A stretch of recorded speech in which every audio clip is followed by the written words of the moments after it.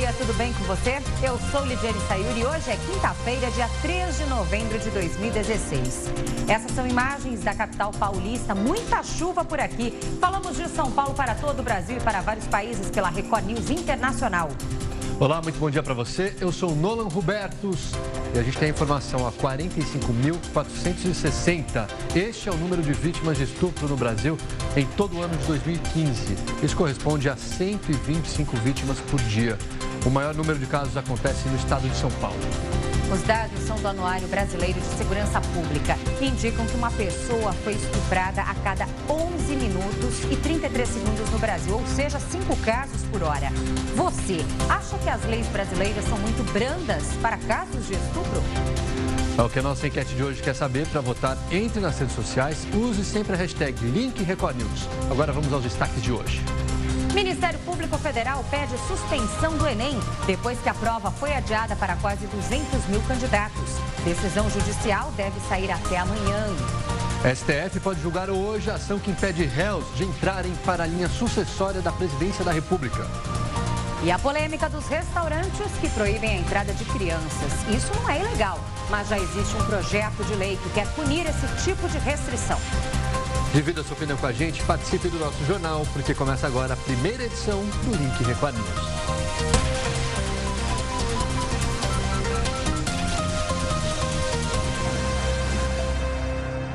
Abrimos esta edição com informações sobre o Ministério Público Federal, que pediu a suspensão do Enem depois que a prova foi adiada para quase 200 mil candidatos. LG, a decisão judicial deve sair até amanhã, mas o governo já anunciou que vai acionar a Advocacia Geral da União para derrubar essa ação.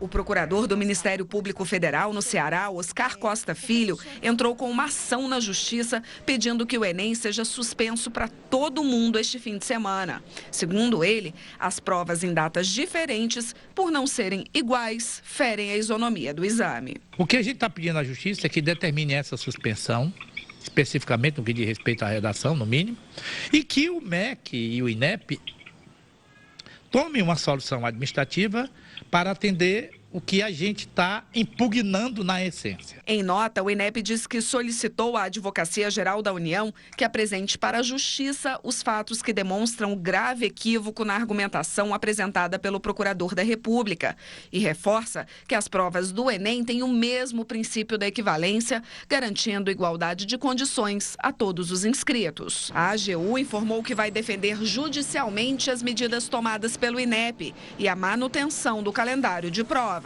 Não tem versão. A prova é equivalente, tem o mesmo formato da prova 1, vamos dizer assim, com as 45 questões por área de conhecimento, realizada nos 2 dias, distribuídas da mesma maneira como é o Enem previsto para esse final de semana. Por causa da ocupação em 304 escolas de todo o país, 191.494 estudantes não vão poder fazer o Enem este fim de semana. Para este grupo de alunos, o INEP anunciou que a prova será reaplicada nos dias 3 e 4 de dezembro. O Pará lidera o ranking de casos de doença de Chagas no Brasil. Só neste ano, quase 200 pessoas foram infectadas no estado. Para quem sofre com a doença, é uma boa notícia, hein? Pesquisadores da Universidade Federal do Maranhão descobriram uma planta que pode revolucionar o tratamento. Vamos acompanhar a reportagem. Pode estar no Cerrado brasileiro a grande aliada no tratamento da doença de Chagas. É a cervejinha do campo, esta planta medicinal florida que também é usada como diurético. A descoberta é desta pesquisadora da Universidade Federal do Maranhão. A cervejinha do campo promete uma redução considerável dos sintomas. Seria um alívio e tanto para a Gilciane e Dona Luzia. Mãe e filha ficaram quase um mês com febre alta quando a doença apareceu. Cansaço, falta de ar, enjoo, manchas por toda a pele, por todo o corpo. A doença é causada pelo protozoário Trypanosoma cruzi e transmitida pelo barbeiro. O contágio mais comum é pelo consumo de alimentos contaminados pelas fezes do inseto. Na casa de Dona Luzia, por exemplo, foi depois de tomarem um açaí. Mais de 70% dos casos de todo o país estão no Pará. Só neste ano, 191 pessoas foram infectadas no estado. Em todo o ano passado, foram 235. E o tratamento para a doença é delicado, feito com apenas um tipo de remédio que traz efeitos colaterais fortes. A primeira semana com o tratamento, foi a pior semana que teve, porque você já estava mal. Eu fiquei pior. Eu tive que piorar para melhorar. A população doente de Chagas precisa de fármacos que sejam eficazes na fase inicial, que esse é o grande problema, porque o benzonidazol ele não cobre 100%. Nós precisamos de um fármaco mais eficaz e com menos efeitos colaterais. E ainda falando sobre saúde, um hospital de Ribeirão das Neves, na região metropolitana de Belo Horizonte, pode fechar. Quem explica melhor essa história para a gente é a repórter Paula Branches. Olá, médicos e também profissionais fizeram até um protesto. Há 3 meses eles não recebem o salário. O hospital está completamente abandonado. Os médicos fizeram uma denúncia aí, dizendo que faltam medicamentos básicos e estrutura para poder trabalhar. Atualmente só restaram 16 pacientes, 3 em estado grave. Por meio de nota, a Prefeitura de Ribeirão das Neves, que fica na região metropolitana da capital mineira, informou que está trabalhando para manter a unidade em funcionamento. Sobre os salários atrasados, disse que vai apresentar uma proposta imediatamente para os médicos e também os outros funcionários. Voltamos ao estúdio da Record News. Obrigada, Paula, pelas informações. O Supremo Tribunal Federal deve julgar nesta quinta-feira uma ação apresentada pela Rede Sustentabilidade para que parlamentares réus não possam assumir os cargos de presidente da Câmara e nem do Senado. E a repórter Vanessa Lima tem mais detalhes para a gente. Vanessa? Olá, pessoal do Link Record News. O Supremo avalia se o presidente do Senado, Renan Calheiros, que é alvo de investigações na corte, pode assumir o comando do país no caso de viagem de Michel Temer e também de Rodrigo Maia. O assunto é o primeiro item da pauta e foi batizado de Ação Renan. Aliados de Renan Calheiros afirmam que não há nenhuma preocupação específica dele no momento, já que, pelo menos por enquanto, Renan Calheiros não é réu em nenhum dos 12 processos nos quais é investigado. Voltamos ao estúdio da Record News. Obrigado, Vanessa. E a Justiça determinou que toda a multa cobrada do ex-diretor da Petrobras, Nestor Cerveró, seja paga à estatal. São 17 milhões de reais. Antes, o acordo de delação premiada de Cerveró com a Procuradoria-Geral da República estabelecia que 80% do valor deveriam ser remetidos à Petrobras e 20% à União. Agora, com a decisão do STF, 100% dos 17 milhões devem voltar para a Petrobras. O ministro Teori Zavascki considerou que não há justificativa legal para dividir a devolução, pois o valor é insuficiente para reparar os danos sofridos pela empresa. Bom, e ainda falando sobre réus da Lava Jato, agora a gente vai ao vivo a Curitiba, no Paraná, onde está a Fabiana Vantucci. Fabiana, muito bom dia para você. Bom dia. Oi, Nolan, bom dia para você, bom dia, Lidiane, bom dia a todos. Olha só, os advogados do ex-deputado Eduardo Cunha apresentaram a lista de testemunhas que devem depor em defesa dele na Lava Jato. Essa lista tem 22 nomes, entre eles o do presidente Michel Temer e do ex-presidente Lula. Além deles, Cunha também chamou alguns delatores da operação. O ex-senador Delcídio do Amaral, o ex-diretor da Petrobras, Nestor Cerveró, e o pecuarista José Carlos Bunlai, que são colaboradores da Lava Jato, estão na lista de testemunhas. Também há nomes de políticos, como os deputados Leonardo Quintão e Mauro Lopes, do PMDB, e o ex-ministro Henrique Alves. Cunha foi denunciado por corrupção e lavagem de dinheiro na Lava Jato, acusado de receber propina de 5 milhões de dólares desviados de um contrato para exploração de petróleo na África. O ex-deputado está preso em Curitiba há quase um mês. A relação de testemunhas faz parte da defesa prévia, que é a primeira manifestação do réu após a abertura da ação penal. O próximo passo agora é o juiz Sérgio Moro agendar as primeiras audiências. E o registro de crimes de racismo e injúria racial diminuiu aqui no Paraná em 2016. Mas, de acordo com um levantamento realizado aqui no estado, o número de ocorrências ainda é preocupante.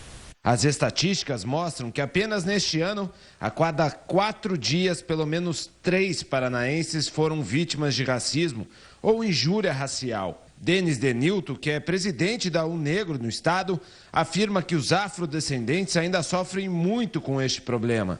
Por incrível que pareça, é algo que está naturalizado, parece ser até comum hoje a questão do crime de racismo, porque ele foi, ao longo de todo esse tempo, que estava até camuflado e agora, mediante as lutas do movimento negro, mediante a construção da consciência a partir da educação, acaba sendo até mesmo exposto e aflorado essa questão do racismo. A partir de 2013, o Ministério Público do Paraná realizou diversas campanhas para incentivar as vítimas desse tipo de crime a denunciar os criminosos.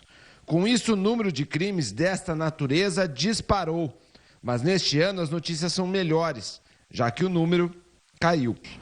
Existe uma dificuldade ainda presente, mesmo depois de várias iniciativas que foram aqui tomadas pelo Ministério Público, pela Secretaria de Segurança Pública, no sentido de que os crimes raciais estavam sendo subnotificados até o ano de 2013 e nos anos de 2014 e 2015, a partir de campanhas, com folders explicativos à sociedade, com orientações das corregedorias das polícias, esse fenômeno da subnotificação, que significa a pessoa chegar na delegacia, tenta registrar a ocorrência, mas diz que ela tem que voltar para casa, a autoridade policial registra por um crime diferente, que não é exatamente racismo, é um crime mais leve. Então, esse fenômeno ele acabou sendo combatido por ações dos anos de 2014 e 2015. Tivemos um aumento de mais de 500% de ocorrências nesses 2 anos. As estatísticas mostram que nos últimos anos os crimes de racismo e intolerância vêm diminuindo no estado. O problema é que, na prática, não é bem isso que acontece. Para tentar diminuir este problema na sociedade paranaense, a Assembleia do Paraná aprovou o decreto 5241, que prevê uma delegacia específica para estes casos. A Secretaria de Segurança já está trabalhando em uma nova unidade, que deve ser entregue rapidamente. E esses foram os destaques de hoje aqui do Paraná. Nola e Lidiane, voltamos ao estúdio com vocês. Bom trabalho a todos por aí. A gente se vê amanhã. A gente se vê amanhã, Fabiana Vantucci. Muito obrigado. Um grande abraço a todos aí em Curitiba. Bom trabalho. Você vai ver agora a prisão do homem flagrado por câmeras de segurança agredindo a namorada num bar no interior de São Paulo. O rapaz, filho de um vereador da cidade, se entregou à polícia. Kelvin se apresentou espontaneamente na delegacia, recebeu algemas nas mãos e também nos tornozelos. Em seu depoimento, disse que praticou as agressões porque achava que estava sendo traído. Kelvin nos relatou que chegou na casa da Júlia, da vítima, chegou lá, não encontrou a Amasa e foi atrás dela no bar. E como viu que a porta do bar estava fechada, ele ficou com ciúmes com quem que ela estaria no bar. Mesmo ela estando com uma amiga apenas no bar, ele que se exaltou no momento e acabou agredindo a vítima. As imagens das agressões correram o Brasil e Kelvin teve a prisão preventiva decretada. Policiais civis e militares fizeram um cerco, mas Kelvin conseguiu fugir. A sua fuga não durou nem mesmo 24 horas, até que ele se apresentou espontaneamente na delegacia. A jovem de 18 anos, Jude Brito de Souza, está sob medida protetiva. Kelvin vai continuar preso e já foi indiciado. Extremamente agressivo, tem várias passagens pela polícia, devido à sua agressividade, desacato com policiais principalmente também, ele está preso preventivamente. Está sendo indiciado por que tipo de crime, doutor? Agora está sendo indiciado por lesão corporal dolosa e ameaça. Imagem horrível, que fique preso. Bom, agora a gente faz uma pergunta. Qual a imagem que você tem da polícia? Uma pesquisa do Fórum Brasileiro de Segurança Pública revelou que grande parte da população tem medo de policiais civis e militares. Maus exemplos, crimes e quase nenhuma punição. A polícia, que deve proteger, amedronta. Uma pesquisa encomendada pelo Fórum Brasileiro de Segurança Pública mostra que 7 em cada 10 pessoas acham que os policiais agem com excesso de violência. Essa sensação é ainda maior entre os jovens que têm entre 16 e 24 anos. A pesquisa mostra que mais da metade da população tem medo dos policiais civis. O percentual é ainda maior quando se trata dos militares. Chega a quase 60%. Esse número é indicativo de que a polícia tem que repensar a sua atuação. Repensar no sentido de como lidar com a comunidade, como lidar com a população de maneira geral. Nesta semana, estas imagens causaram polêmica na internet. Um policial mineiro revista um suspeito de forma pouco apropriada. A corregedoria prometeu investigar. E no Brasil, mais de 5 pessoas foram estupradas por hora, também segundo dados do 10º Anuário Brasileiro de Segurança Pública. No ano de 2015, o país registrou 45.460 casos de estupro, sendo 24% deles nas capitais e no Distrito Federal. Considerando somente os boletins de ocorrência registrados, em 2015, uma pessoa foi estuprada a cada 11 minutos e 33 segundos no Brasil, ou seja, 5 casos por hora. Lembrando que esses foram os casos relatados e registrados por boletim de ocorrência. São Paulo foi o estado com maior índice de violência sexual, representando 20,4% dos estupros no país, 9.265 casos. Os dados de 2015 apresentam uma redução de 761 casos, 7,6% em relação a 2014, quando foram registrados 10.026 estupros no estado. Já Roraima foi o estado com o menor número de estupros registrados, 180. Pesquisa Datafolha, encomendada pelo Fórum Brasileiro de Segurança Pública, aponta que 85% das mulheres brasileiras têm medo de ser vítima de agressão sexual. E agora, então, a gente pergunta na enquete do dia. Você acha que as leis brasileiras são muito brandas para casos de estupro? Para votar, entre nas redes sociais, entre no Twitter, Facebook, aqui da Record News. Comente, participe, use sempre a hashtag #LinkRecordNews. Você pode participar também pelo nosso WhatsApp. O número vai aparecer aí na sua tela, é 11 95307 1851. Você participa, comenta e a gente lê tudo ao vivo aqui na tela do Link Record News. Enquanto você colabora e participa com a gente, seguimos com outros destaques do noticiário. Porque os produtos que compõem a ceia de Natal estão mais caros neste ano. E a principal vilã é a variação do dólar. Além da alta dos alimentos, produtos importados subiram de preço. Mesmo assim, os comerciantes estão otimistas. No supermercado, os principais produtos da ceia de Natal já disputam a atenção do consumidor. Para ideal, o principal para a ceia é um panetone, né? O pernil. A projeção de faturamento dos supermercados para o mês de dezembro é baixa em relação a anos anteriores. Segundo a Associação Paulista de Supermercados, as vendas devem aumentar apenas 1%. Apesar de pequeno, o índice já pode ser considerado uma reação diante da crise. Ele não vai gastar o seu dinheiro com bens duráveis, uma troca de um carro, uma viagem, e com isso a gente vai ter uma ceia mais farta, uma expectativa maior de venda para esse final de ano. Mesmo que o consumidor faça um esforço para manter a tradição da ceia de Natal, os preços não devem agradar nada, viu? É que os itens mais procurados nessa época do ano estão 12% mais caros. O preço do peru, que nos últimos 12 meses teve queda, pode subir até 10%. Castanhas, nozes e frutas secas vão ter aumento de 7%. Os espumantes vão custar 12% a mais para o consumidor. E o panetone, um dos queridinhos do Natal, também não deve escapar dos preços altos. Bacalhau, nozes, tâmaras, castanhas são produtos importados que foram incorporados ao nosso hábito de consumo pela imigração europeia, e tudo isso é cotado em dólar e euro, e por isso acaba também impactando o custo dessa cesta de Natal para o final do ano. Os trabalhadores devem receber a primeira parcela do 13º salário até o fim deste mês. Quase metade deles deve usar esse dinheiro para pagar as dívidas. Nolan, mas será que essa é a melhor solução realmente para sair do aperto? Veja a resposta agora na reportagem de Viviane Barbosa. Um dos benefícios mais esperados pelo trabalhador. O 13º salário vai ser a salvação de muita gente este ano. Pagar dívidas. Cobrir cheque especial, acho que hoje em dia ninguém está com muito dinheiro sobrando. Vou pagar umas continhas, né, que a gente vem fazendo ao longo do ano. Outros preferem guardar o dinheiro para pagar as despesas do início do ano, como IPTU, IPVA e material escolar. Eu vou pagar o IPVA do meu carro antecipado para ficar tranquilo o ano todo. Ou comprar presentes de Natal. Eu me planejei o ano inteiro, agora eu quero comprar presente para as minhas netas. Já os poupadores preferem investir. Eu sempre guardo um pouco. Uma vez já fiquei 6 meses desempregada e não passei aperto. Guardar para despesas maiores no decorrer do ano seguinte. Então é uma coisa que papai e mamãe ensinaram, nunca gastar o que você não tem. Eu sempre falo que se você quer proteger esse dinheiro extra do 13º, você deve fazer o seguinte: tire imediatamente da conta corrente e leve ele para uma aplicação, mesmo que for caderneta de poupança. Se eu tirar ele do meu giro, é sinal que eu não vou derreter esse dinheiro, porque se eu deixar ele lá, ele vai virar pó. De acordo com uma pesquisa recente, boa parte dos brasileiros vai utilizar o dinheiro do 13º para pagar dívidas e uma minoria vai gastar comprando presentes, apenas 5%. E para as viagens de fim de ano, o número é ainda menor, 2,5%.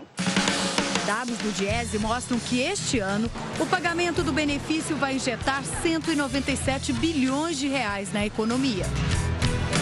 Pagar as dívidas com o 13º para este especialista nem sempre é a melhor opção. Somente as famílias que se encontram num desequilíbrio financeiro devem usar o benefício. Tem um endividado que está controlado, que não tem nada que usar o 13º para pagar a dívida, porque ela já é paga com o salário mensal. Mas nós temos aquelas pessoas que estão numa situação de desequilíbrio financeiro, ou seja, está inadimplente. E aí eu não estou pagando mais a parcela que está vencida. E aí o 13º vem para tentar me ajudar a fazer jus a esta situação de inadimplência.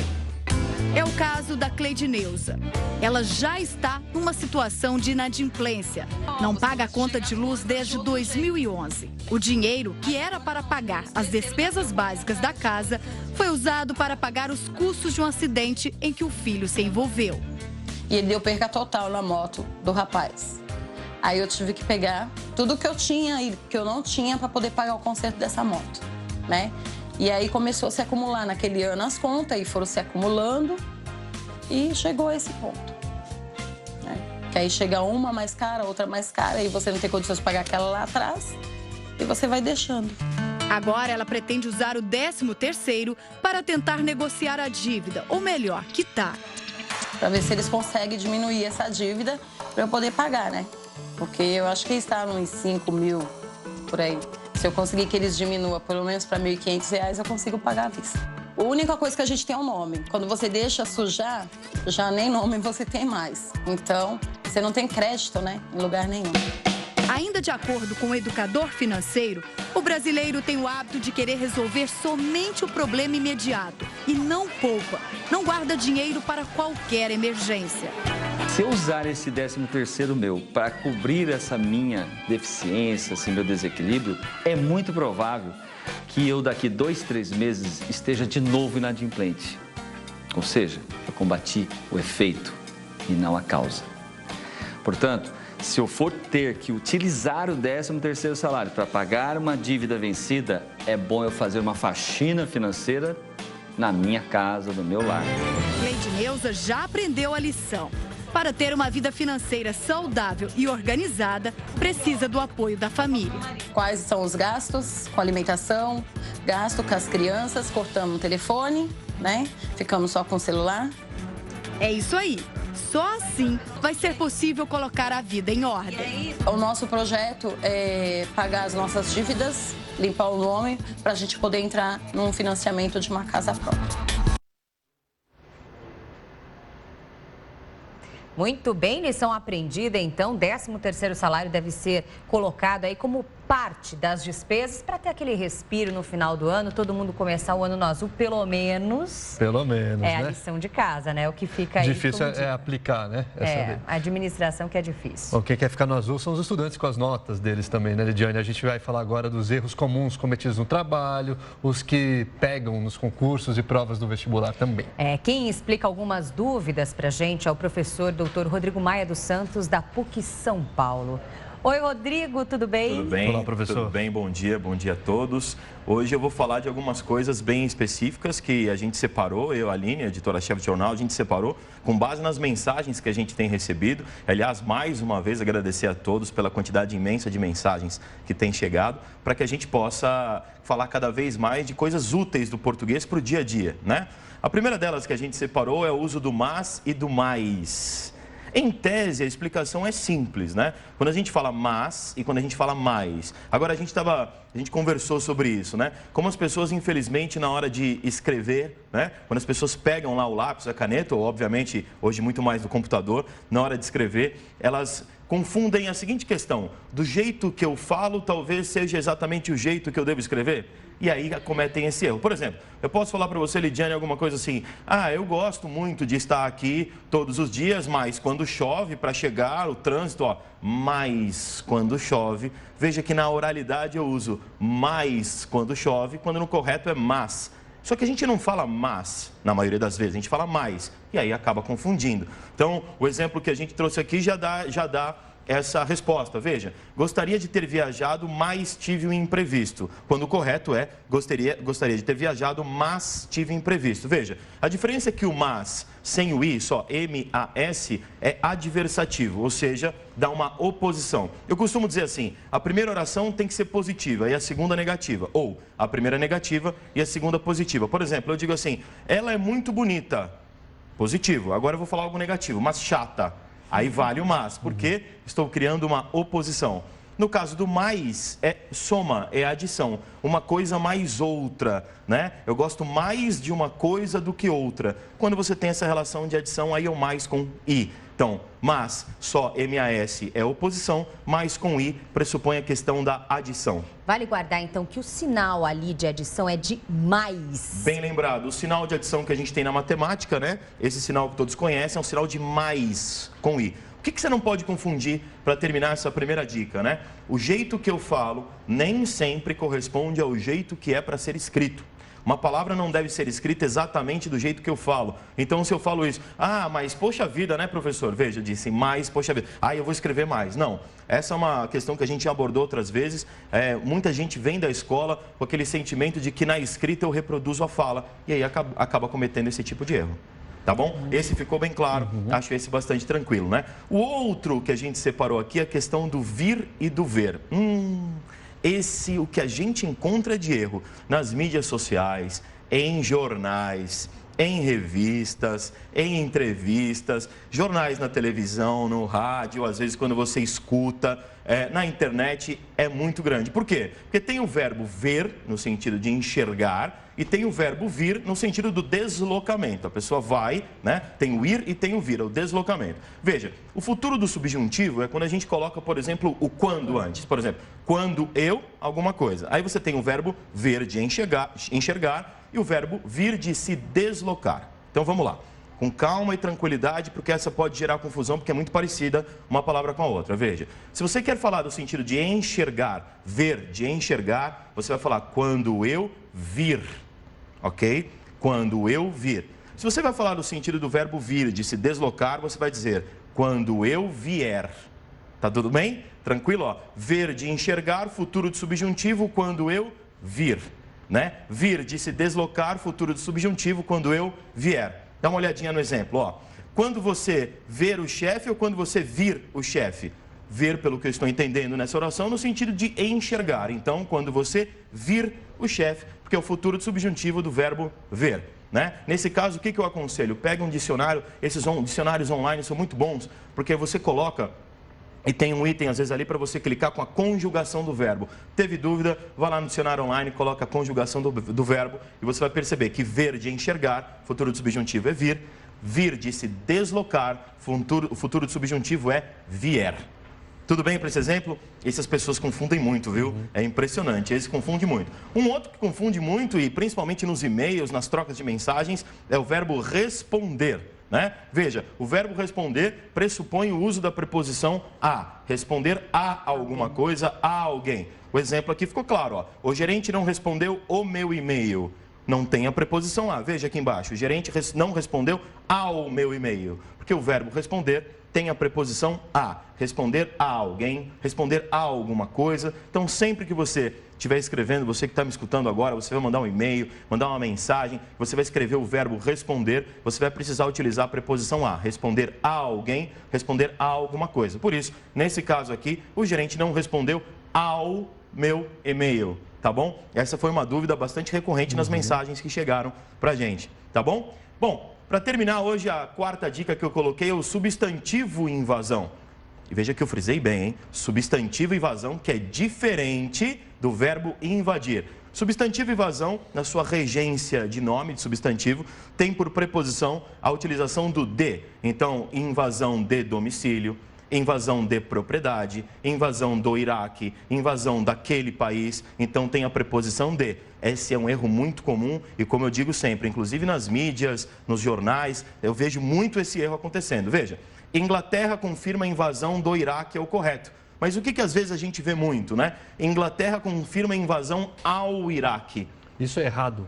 Isso é errado. Do ponto de vista gramatical, é errado. A invasão como substantivo é do Iraque. Tudo bem? Então, a Inglaterra confirma a invasão do Iraque. Tem outros exemplos aqui, a invasão de privacidade, invasão de domicílio, como a gente colocou. Mas tem um ponto aí. O ponto é o verbo invadir. Por exemplo, se você não fala invasão, se você usa o verbo invadir, né, ele não tem uma preposição. Aí o verbo invadir, eu invadi, por exemplo, né, um grupo invadiu algum lugar. Aí não tem invadiu de algum lugar, não tem a preposição de. Então, se você conjugar o verbo invadir, não tem preposição. Mas se você colocar o substantivo invasão, como é o caso do exemplo aqui, ele é regido pela preposição de. Invasão de algum lugar, invasão do Iraque, de privacidade, de domicílio. Substantivo invasão é uma coisa, verbo invadir é outra. Essa é uma dica muito importante. Quem ainda ficou com dúvida, manda mensagem pra gente no Facebook da Record News, no Twitter, nas minhas páginas pessoais, etc. Todo mundo aqui, a gente está à disposição para a gente resolver esses probleminhas, essas pedras no sapato, para que todo mundo possa não só ir bem numa prova, num concurso, como a gente sempre coloca aqui, mas que consiga se comunicar melhor na fala e na escrita e tenha a língua portuguesa muito mais querida do que temida, que é o que eu digo sempre.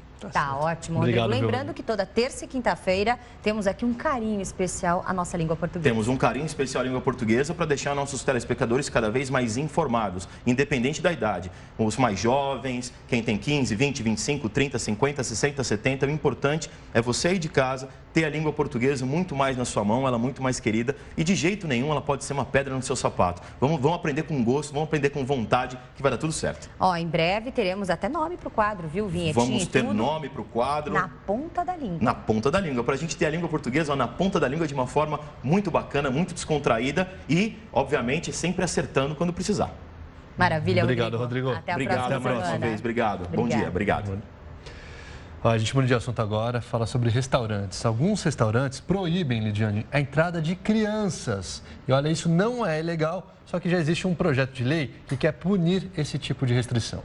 Quem proíbe diz que o barulho atrapalha os clientes. Temos também alguns exemplos, por exemplo, em hotéis que não aceitam também crianças. Por outro lado, tem comerciantes que aumentaram o movimento investindo em espaços para que as crianças se divirtam durante a refeição dos pais. Se a especialidade da casa agrada a clientela na mesa, o ambiente e o cardápio de atividades fazem o gosto da criançada. Desenhar, assistir TV, várias coisas. É a rotina para muitas famílias que resolvem comer fora com as crianças. Elas ficam na volta, muitos loucos para ir embora. Quando tá junto com o irmão e aí os dois ficam, vamos embora, a gente acaba cedendo. Você perde a briga, né? Ah, perde. Tem que ir pra casa. Tem que ir pra casa.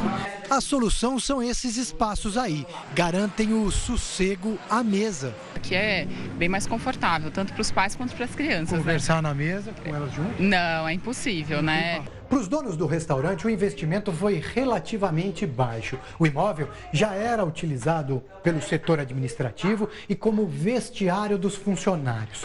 Perdeu espaço para os brinquedos e para as crianças. Foi uma iniciativa experimental que mostrou o resultado e serviu como uma verdadeira aula de como valorizar o próprio negócio. A sala foi preparada para crianças de 2 a 12 anos de idade. Tem ar-condicionado, monitor e uma câmera lá dentro.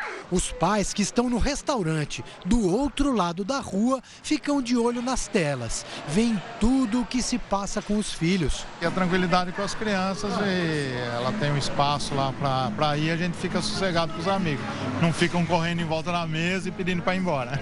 O Cristiano foi quem implantou o sistema e percebeu rapidinho que o investimento nas crianças deu retorno no consumo dos adultos. Quando o cara fica com a criança na mesa ali, ele vai ficar 1 hora, 1 hora e meia e vai embora. Quando ele fica tranquilo, ele fica 3 horas, às vezes 4 horas sentado consumindo. Esse pessoal do violão aqui vai ficar quantas horas? Bom, se Deus quiser, até o final do dia, né? Dessa forma, não importa muito se o almoço vira de repente uma roda de música, daquelas que duram a tarde toda. A Rafaela sabe bem como se virar. Eles só falam coisas sobre adultos e aí fica sem graça. Aqui tá bem mais legal. Tá, porque aqui tem várias crianças, aí você pode brincar. Você já almoçou ou não deu tempo? Já almocei. Comeu rápido? Fala a verdade. Um pouquinho. Pra correr pra cá. É uma maneira de atrair a família, né? A família toda. A família que tem criança não vai deixar de ir a algum restaurante por ter criança. Aí vai optar por aquele que aceita, né, Lídia? Fica aí a opção, realmente. Percebemos aí em alguns estabelecimentos, apesar, então, de não ser ilegal, alguns praticam esse tipo de ação dentro do recinto. Hotéis, restaurantes que não querem ali no local as crianças por causa do barulho, por causa do incômodo justamente que podem provocar ao público frequentador. Então aí cabe realmente a escolha do consumidor. Se é um público solteiro que não quer a criança por perto, então tem os estabelecimentos certos. E assim também como os outros que oferecem recreação e sossego para os pais. E uma dica para as famílias também, antes de irem aos restaurantes, dá uma ligadinha para saber se aceitam ou não as crianças, para não deslocar toda a família até o local e depois não poder entrar, né? É verdade. Agora, momento de interatividade na nossa tela. Hoje perguntamos para você com base nos dados do Anuário de Segurança Pública, que indicam que uma pessoa foi estuprada a cada 11 minutos e 33 segundos no Brasil.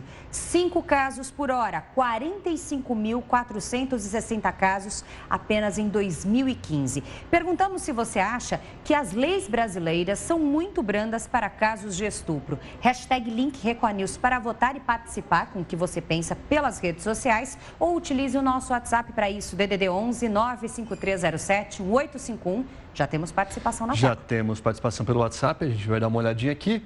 Vamos lá. Rafael de Curitiba, Paraná. Deveria ter castração química para estupradores. Somente dessa forma seria possível resolver esse grave problema. Rafael, a opinião dele. Obrigado, Rafael. Só lembrando, castração química é um procedimento já utilizado em muitos países por aí, que consiste, então, em um remédio, uma injeção aplicada naquele indivíduo que o impossibilita, então, de ter algum tipo de atividade sexual por um período determinado. É como se fosse uma impotência sexual provocada por um período determinado. Agora, a Silvia de Indaiatuba, interior de São Paulo, será que a castração química é muito drástica? Olha só, outra participação com esse tema. Na cadeia ficam bonzinhos. Numa saída temporária, voltam a atacar. Obrigada, Silvia, pela participação. Nair de Campinas, interior de São Paulo, sim, com certeza, se existissem penas mais rígidas, não haveria mais estupros. Nair, obrigado pela sua participação aqui no Link Record News. A Cláudia de Itajaí, Santa Catarina, sim. Eu acho que a justiça é muito branda. Se existisse pena de morte ou prisão perpétua, o criminoso pensaria bem antes de sair cometendo crimes de estupro. Obrigada, Cláudia, pela mensagem. Francinete, Marabá, Pará, sim, pois quando alguém comete esse tipo de crime, já faz com a certeza de que não vai ser punido. Aí a Francinete, obrigado, Francinete, pela sua participação. Tem mais mensagem, agora de São Paulo, capital, Rubens. As leis brasileiras são muito brandas em casos de estupros, como em qualquer outro crime. A observação colocada aí pelo Rubens, obrigada pela participação e audiência.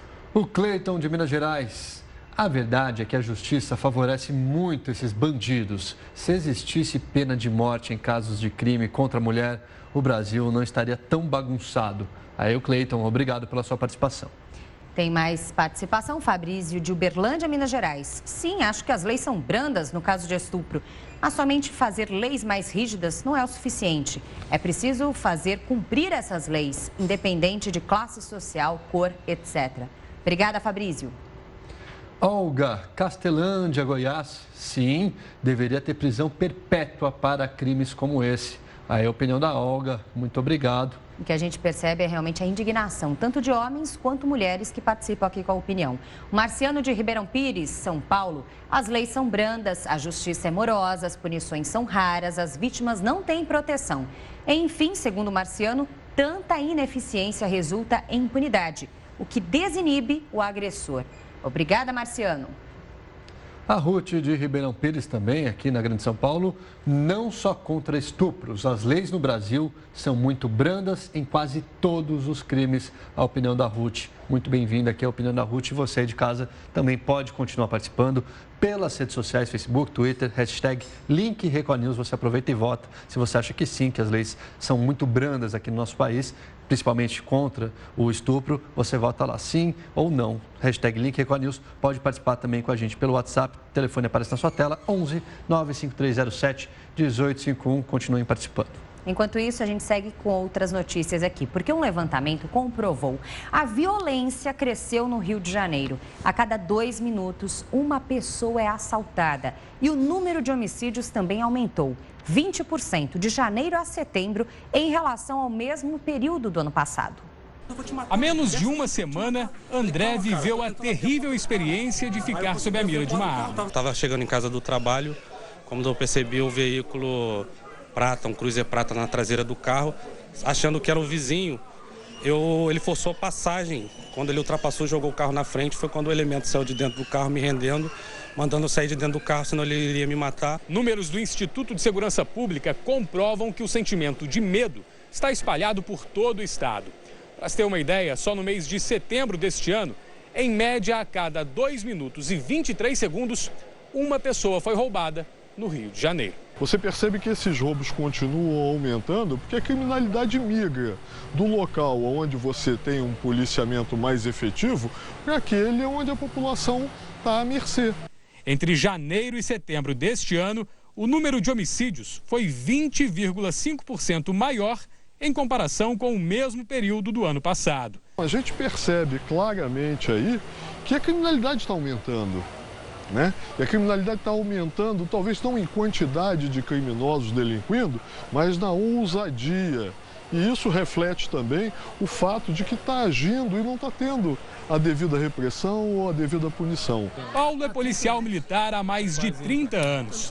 Ele admite que o medo faz parte da rotina, inclusive fora do trabalho. Posso ser morto a qualquer momento.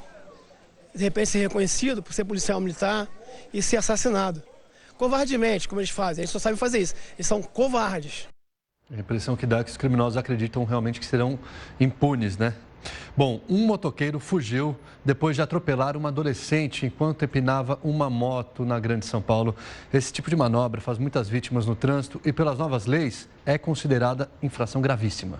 Fim de tarde de feriado. Esta adolescente e um menino aproveitam um movimento tranquilo na rua para brincar de bola. Bem perto deles está um grupo de motoqueiros, como mostra essa outra câmera. De repente, surge uma moto empinando. A garota percebe a aproximação, segura a bola e vira de costas. É quando a moto vai em cima dela. O motoqueiro e a menina caem no asfalto. Imediatamente o motoqueiro se levanta, sobe na moto e sai correndo. Fazendo um churrasquinho aqui, aí vejo o cara empinando a moto, vejo a menina jogando bola, o cara atropela a menina. Aí a gente começou, aqui de cima, jogou uma latinha de cerveja em cima dele para ele parar. Ele catou e desceu correndo. Enquanto o motoqueiro fugia, a adolescente conseguiu se levantar. Ela foi socorrida por vizinhos. As imagens não mostram, mas logo depois, os parentes da adolescente vieram buscar a garota. Só que quando chegaram em casa, por causa dos ferimentos, tiveram que chamar o SAMU, que levou a menina para um hospital aqui de Taboão da Serra, na Grande São Paulo. O Código de Trânsito prevê multa de quase R$3 mil para quem empina motos. No caso de Taboão, por não ter prestado socorro à vítima, caberia outra multa. Total, mais de R$4 mil. As duas infrações são gravíssimas. Há 2 semanas, um homem que caminhava pelo meio da rua em Minas Gerais também foi atingido pelas costas. O morador sofreu ferimentos, principalmente nas costas. Em outubro do ano passado, um idoso morreu depois de ser atropelado em Osasco, na Grande São Paulo. O motoqueiro também estava empinando a moto. Ele chegou a ser preso, mas pagou fiança para responder ao processo em liberdade. Mesmo diante do flagrante feito pelas câmeras, este atropelamento não foi comunicado à Polícia Civil. Caso uma investigação seja aberta, o motoqueiro pode responder na Justiça pelos ferimentos provocados na menor. Bom, agora a gente fala sobre saúde bucal. Por isso, recebemos aqui o dentista Flávio Farias para falar do distúrbio da ATM. Doutor Flávio, obrigada pela participação mais uma vez. Bom dia. Bom dia, obrigado a vocês pela presença. Começando, o que é ATM, que muita gente fica preocupada em casa só de ouvir esse termo? Então, a ATM, na realidade, eu trouxe esse crânio aqui, isso aqui é um crânio de acrílico, não é um crânio verdadeiro, tá? É bom explicar isso, porque não pode se ter um crânio verdadeiro em casa, mas é importante para vocês entenderem, nada mais é do que a articulação da boca, é o que une a mandíbula, que é o osso móvel do crânio, ao crânio, que é justamente na área temporal. O que quer dizer ATM? Articulação têmporo, que é o temporal, mandibular, que é a mandíbula. Então, a articulação está localizada aqui. Ela é um conjunto do quê? De ligamentos, você tem a articulação aqui, você tem a área articular, tudo isso encaixa e faz o quê? A mandíbula movimentar. O que é bom lembrar é que ela é bilateral, tanto desse lado como do outro lado. É o que estabiliza a mandíbula, ou a mandíbula que estabiliza a articulação. Então, é a união da mandíbula para o crânio. E nessa articulação pode acontecer aí problemas. E quais são eles e a partir de qual idade a pessoa pode começar a se preocupar com isso? Então, na realidade, quando a gente está falando de articulação temporomandibular, os problemas eles podem se iniciar desde a adolescência e desde a infância também. Só que muitas vezes não é levado muito em consideração. Na fase adulta, pelo tipo de dor e de sintomatologia que o paciente apresenta, ele pode realmente procurar aí um tratamento. Só que pode já ter começado a acontecer uma degeneração dessa articulação, que isso é muito comum. O que a gente tem que levar em consideração é que a articulação da mandíbula é igual a uma articulação de ombro, uma articulação de joelho. Ela tem um menisco, tem um disco articular. Todo mundo já deve ter escutado falar de problemas de meniscos do joelho, problemas de ligamento. Então, a articulação temporomandibular, ela não foge desse esquema anatômico. Ela existe, ela apresenta ligamentos, ela apresenta um disco. E tudo isso envolve um complexo muito grande por ela ser bilateral para provocar problemas. E tem alguma causa, algo que possa desencadear algum distúrbio, então, da ATM? Então, são várias causas que podem levar a um distúrbio da ATM. Vamos pensar, vou fazer uma analogia muito comum. Jogador de futebol costuma ter lesão de menisco, lesão de joelho? Muito. Por quê? Porque é extremamente sobrecarregado. A mandíbula é a mesma coisa. O que acontece? Nós, muitas vezes, associamos isso a parafunções muito grandes. Então, pessoas que estimulam muito a mandíbula. Quando que a gente toca o dente? Isso é importante lembrar. A gente só toca dente quando a gente fala, quando a gente mastiga e quando a gente deglute. Fora esses períodos, a boca ela tem que ficar nessa posição, numa posição de separação. Essa separação é o quê? Uma posição de relaxamento muscular. Pessoas muito nervosas, estressadas, que costumam fazer o quê? Apertar o dente, ou ranger dentes, ou tem hábitos de parafunção, que são hábitos de parafunção, roer unha, abrir muito a boca, mascar chiclete o dia inteiro. Você está sobrecarregando a sua articulação. Então, isso você pode ter degenerações das articulações e promover a dor. Então, são várias coisas que você tem que tentar evitar. E você faz muito disso, porque muitas vezes as pessoas falam, eu faço isso dormindo. Não é só dormindo, você faz em vigília, você faz durante o dia. Principalmente quando você está no trânsito, quando você está trabalhando na frente de um computador, quando você está nervoso. Então, aprender a relaxar a mandíbula é muito importante, porque o tipo de sintomatologia disso é muito aguda e muito dolorosa. E quais são os sintomas? Como que eu posso perceber que eu estou com problema aí na ATM? Então, o diagnóstico é muito importante, principalmente o diagnóstico pelo dentista, porque ele precisa ver se há uma instabilidade da mordida desse paciente. A oclusão, ela estando uniforme de uma maneira correta, ela já vai preservar mais a articulação. Pacientes que quando abrem a boca, eles têm estalidos. Pacientes que têm muita dor de cabeça em toda essa região oro-temporal, essa região toda lateral aqui, eles são pacientes que são acometidos de problema de ATM. Então, você pode ter dor de cabeça, dor muscular, dor localizada na articulação e até mesmo dor de ouvido. E não só isso. Às vezes, a dor é tão intensa e o reflexo de dor é tão intenso que parece que está doendo o quê? Os dentes. Então, o paciente sente dor de dente e a origem da dor é articular. A dor não é do dente. Tem muita gente que acaba tratando canais para tirar o nervo. Por quê? Porque acha que a dor é localizada, só que a dor não é. E a dor não passa. Por quê? A origem da dor é aqui. É uma coisa bem complexa, principalmente complexa para a gente tentar explicar aqui em tão pouco tempo. Mas é muito importante ter o conhecimento realmente do problema articular que você pode ter numa articulação temporomandibular. O senhor falou que muitos sintomas podem, por exemplo, como dor de cabeça, dor de ouvido. Então, se eu tenho uma dor de cabeça ou uma dor de ouvido, dificilmente eu procuraria, por exemplo, um dentista para tentar solucionar essa dor. Outros profissionais também têm conhecimento suficiente, por exemplo, para indicar que pode ser um distúrbio da ATM aí sim para encaminhar um dentista? Então, na atualidade, existe já uma especialidade de dor orofacial, né? Então, os médicos eles já começam a ter conhecimento. Não é que é errado não procurar inicialmente um dentista.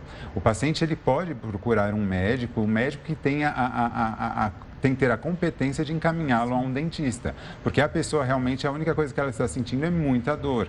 Ela pode ter quadros de dor muito agudos e quadros de dor mais constantes, dores que aparecem, elas, às vezes, quando está associado a movimentos mastigatórios, quando ela vai comer alguma coisa, quando ela abre muito a boca, ela já se liga que é realmente um problema da articulação temporomandibular. Mas muitas vezes a dor de cabeça muito constante, ela procura um neurologista e ele vai fazer diagnósticos diferenciais realmente para ajudar a encaminhar para um dentista. Que tipo de tratamento é feito, então? A partir daí, são aparelhos que o paciente usa? Quais são os tipos de tratamento, doutor? Então, temos vários tratamentos, principalmente porque a gente precisa diagnosticar de onde que é a origem. O que está causando isso?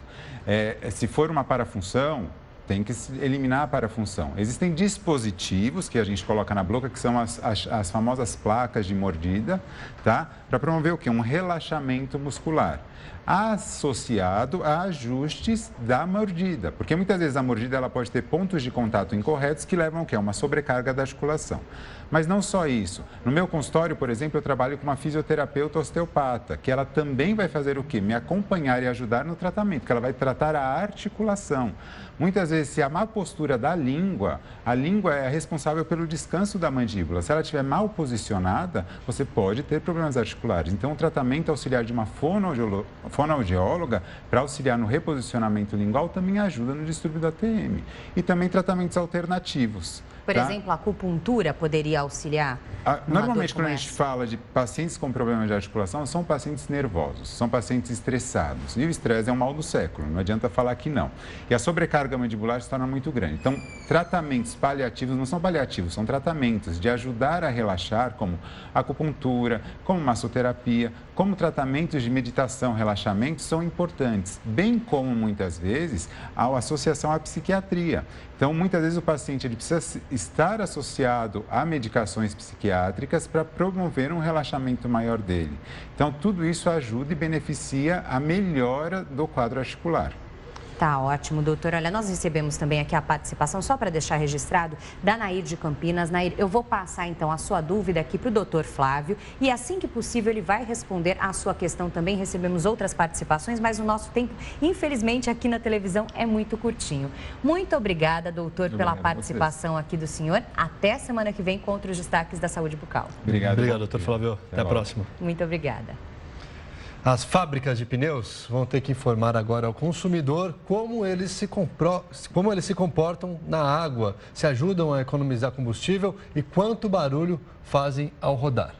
Nolan, essa classificação agora vai estar em um selo exigido pelo Inmetro e bem parecido com as etiquetas que indicam a eficiência de carros e eletrodomésticos. Tudo isso para garantir mais segurança aos motoristas. Desempenho, segurança e conforto. Agora o consumidor não vai depender só dos conselhos de vendedor. O selo nos pneus nacionais e importados vão indicar a nota do modelo em alguns aspectos. Por enquanto, as fabricantes têm um prazo para se adequarem. Mas a partir de abril de 2018, só podem ser vendidos no Brasil pneus com estas etiquetas. O diretor de campo de prova de uma grande fabricante de pneus explica que só há padrões assim na Europa e Ásia e que o selo vai ajudar o consumidor a escolher o pneu. Serão 6 níveis de classificação, de A a F, ou seja, do mais para o menos eficiente. Para chegar a esses padrões, são avaliados a resistência do pneu à roda do carro, o tempo de resposta para frear em pista molhada e o barulho que o pneu faz. Na hora de escolher um modelo, é importante considerar o tipo do carro e os hábitos do motorista, como rodar muito na estrada ou só na cidade. Cada pneu tem o seu tamanho e o seu nome. E essa combinação é que vai identificar exatamente para que uso ele serve. Nesse caso, por exemplo, a gente tem um pneu que é de uso misto, estrada e fora de estrada. Nós acompanhamos alguns testes. Para avaliar o ruído, microfones foram colocados na pista. A importância do ruído do pneu é que ele traz um conforto interno para os passageiros.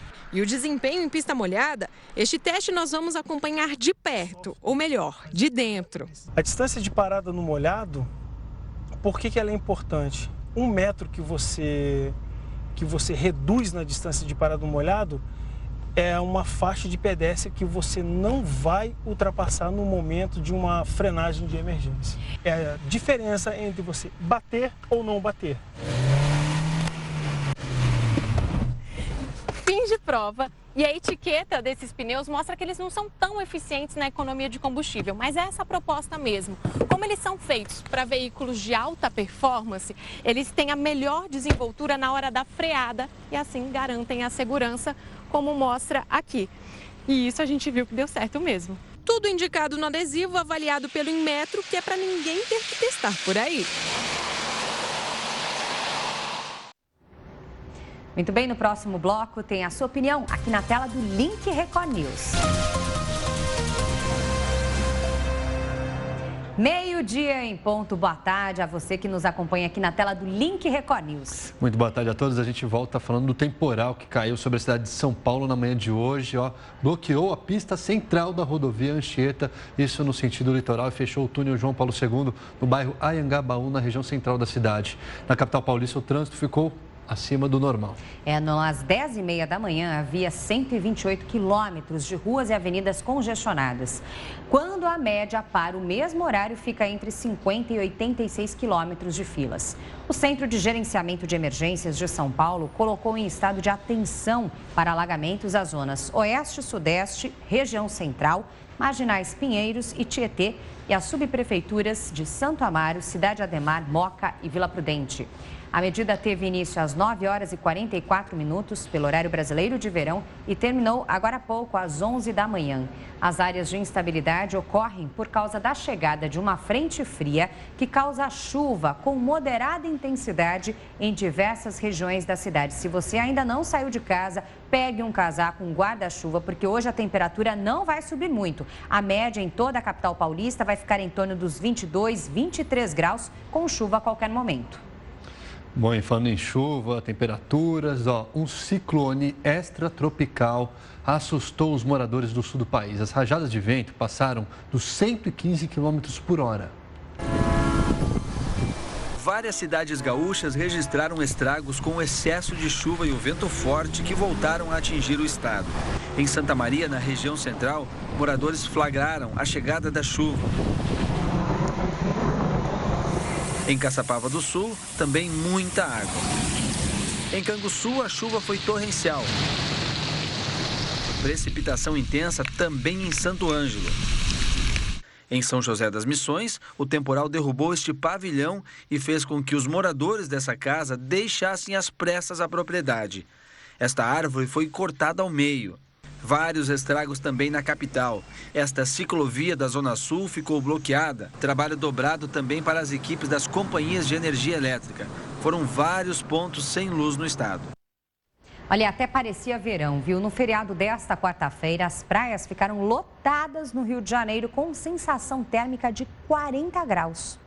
A folguinha no meio da semana veio do jeito que o carioca mais gosta, com céu azul e sol forte. Dia perfeito para aproveitar a praia. Muito quente mesmo. A gente está indo embora porque a gente não está mais aguentando. E não é para menos. A temperatura máxima nesta quarta-feira beirou os 39 graus, com sensação térmica de quase 40. Isso em plena primavera. Vem calhar, porque o carioca gosta disso mesmo, né? Sensação de 49, toma aí. Teve gente que aproveitou para dar uma corridinha. Tá tão bonito o dia hoje. Eu acho que a melhor saída mesmo é o calçadão. Quem não pôde curtir o feriado de folga, nem chegou a ficar triste. Raul trabalha na praia. É bom que junta mais um dinheirinho a mais, né? E a gente curte um pouco mais essa paisagem. Este casal veio do interior do Paraná. Saíram de casa com menos de 20 graus. Ao desembarcar no Rio... Bem difícil, mas é gostoso, né? Chegar aqui num calorão desse aí... É bom demais, né? Aqui na orla da Zona Sul do Rio, se proteger do sol não sai barato não, viu? Para alugar uma cadeira de praia e uma barraca, é preciso desembolsar R$16. Se a pessoa quiser ainda se refrescar tomando uma água de coco, é preciso pagar R$7. E nem adianta pesquisar o preço, porque o valor é o mesmo em toda a extensão da praia. Tá brabo, tá caro demais. A gente tem criança, né?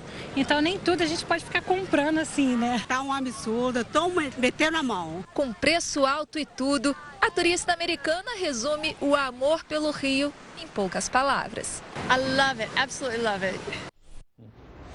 Bom, e com as altas temperaturas dessa época do ano no Brasil, em média, 17 pessoas morrem afogadas todos os dias. É um número realmente alarmante. Veja agora na reportagem como se prevenir e ajudar a reduzir essa triste estatística. Feriado, sol, calor. Tudo isso combina e muito com água. Mas, nesse caso, diversão e risco costumam andar juntos. Nesta praia do litoral sul de São Paulo, um médico se afogou.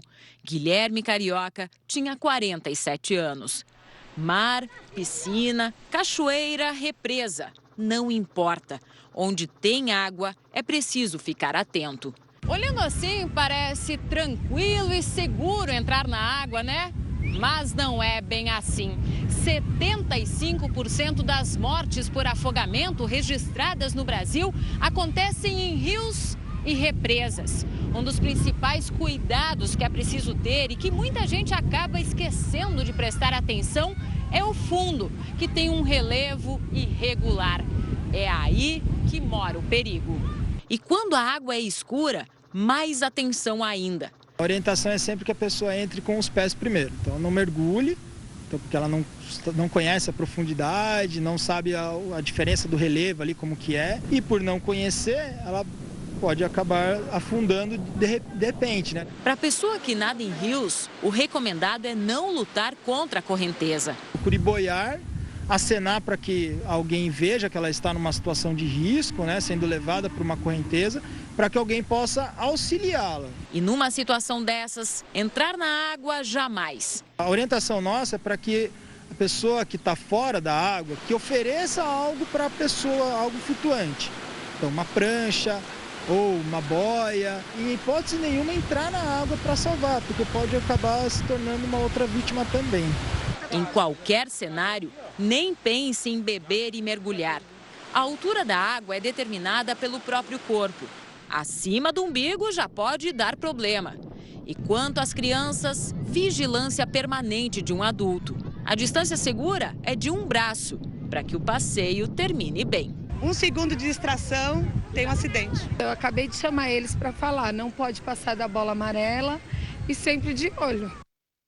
Não é só falar, mãe, tem que ficar de olho mesmo, porque as crianças, principalmente quando se juntam ali, ficam realmente atiçadas por água, calor, enfim. Uma bola que vai ali na água é o bastante para dispersar a criançada e o perigo tá aí, pronto. Bom, e a pesca na Piracema está proibida em todo o estado de Mato Grosso até janeiro do ano que vem. Quem desrespeitar o período de defeso pode pagar uma multa de até R$100. Desde o dia 1º deste mês, a Secretaria Estadual do Meio Ambiente já apreendeu 139 quilos de pescado e aplicou mais de R$29 mil em multas. Este ano, o período de defeso da Piracema, que é a reprodução dos peixes nas 3 bacias hidrográficas do estado, foi antecipado. E o índice de apreensão vem caindo a cada ano. Durante o período de defeso da Piracema, estão proibidas todas as modalidades de pesca, como esportiva, amadora e profissional, assim como o transporte de peixe de rio. A única exceção é para a pesca de subsistência, ou seja, para alimentar famílias ribeirinhas. E a SEMA também vistoriou 10 mil quilos de pescado estocado no estado, já que estabelecimentos como restaurantes, peixarias e similares precisam declarar durante a Piracema o que foi armazenado antes. O período de defeso vai até o dia 31 de janeiro de 2017. E para quem insiste em desrespeitar o período de reprodução dos peixes, pode responder por pesca ilegal, além de pagar uma multa bem salgada. Essa multa vai de R$1.000 a R$100.000, acrescido de R$20 por quilo de peixe apreendido. Obviamente, além de apreensão de todo o material utilizado na prática do ilícito. Esse ano nós tivemos aí já mais de R$20 mil em multas aplicadas já no período da Piracema. Olha, e começou a colheita de pêssegos no Rio Grande do Sul e os produtores estão ansiosos pelo resultado. A última safra, infelizmente, não foi das melhores, mas a deste ano promete render bons frutos no estado. O pomar cheio de pêssego é a recompensa do ano de trabalho, ou melhor, de uma vida inteira dedicada à agricultura. Aos 62 anos, Ildemar ainda faz o que aprendeu com o pai quando era criança. O produtor está sempre com a cabeça girando, né? É uma casa sem telhado. Então a gente vê uma nuvem brava, trovejão, relampeão, vento, tudo isso já fica preocupado. Com o pêssego pronto, a colheita começou até antes do previsto, nos últimos dias de outubro, mas deu uma pausa por causa do mau tempo. Enquanto a chuva atrapalha o pessoal da cidade, muita gente pensa que aqui no campo ela é motivo de festa, mas não é bem assim. Quando o temporal é prolongado, é problema na certa, porque nem o pessegueiro suporta tanta água. As chuvaradas que caíram esse ano, por exemplo, deixaram a fruta menos doce do que deveria, mas ela ainda está saborosa, graças ao frio que foi intenso e aos dias de sol, que garantiram essa cor vermelhinha, sinal de que a safra vai ser boa. Ildemar espera colher 50 mil quilos de pêssego até o final de janeiro, 3 vezes mais do que no ano passado. Para cumprir a meta otimista, ele não perde tempo, passa o dia no pomar trabalhando e, claro, se deliciando também. Colhendo, aí acha meio maduro, que não dá para a gente já dar umas bocadinhas nele. Bom, e agora a gente convida o editor de mídias sociais do Portal R7, Rafael Calisto. Oi, Rafael, tudo bem? Tudo. Boa tarde, Lidiane. Boa tarde, Nolan. Boa tarde todo mundo que está assistindo a gente. Hoje eu trouxe umas histórias muito boas para vocês. São 3 histórias, na verdade, e que elas mostram por que eu gosto tanto da internet e principalmente das redes sociais. Elas mostram o que essas ferramentas podem fazer. Vamos para a primeira delas, que é talvez a mais curiosa, assim. Uma menina chamada Lara, de 16 anos, viu uma foto aqui do Brasil daquela manifestação que teve pró-Trump, que alguns brasileiros fizeram. Alguns gatos pingados apareceram lá com cartazes pró-Trump, aqui no Brasil. E uma dessas fotos ela pegou e fez um tweet. E na foto tinha assim, era Women for Trump, Gays for Trump, coisas assim. É essa foto que vocês estão vendo aqui. Deixa eu chegar para o lado que a gente mostra. Aí. Qual é a questão? Ela fez um texto que, para ela, era uma analogia. Ela fez assim, Trees for Deforestation, que em inglês quer dizer árvores pelo desmatamento. E o fato dela ter feito esse tweet em inglês e ter alcançado um público americano que está discutindo muito a eleição, fez com que ela tivesse mais de 150 mil retweets.